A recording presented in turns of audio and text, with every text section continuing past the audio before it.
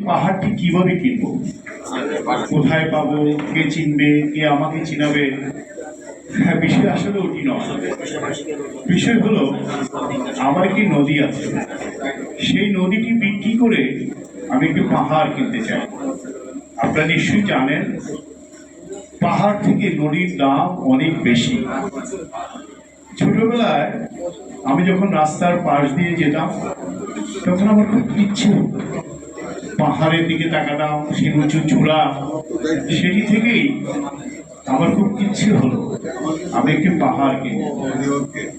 আশা করছি এই পাহাড় কিনাতে আপনারা আমাকে সহযোগিতা করবেন।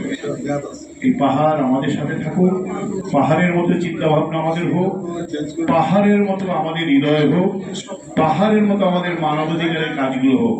ধন্যবাদ, ধন্যবাদ সবাই।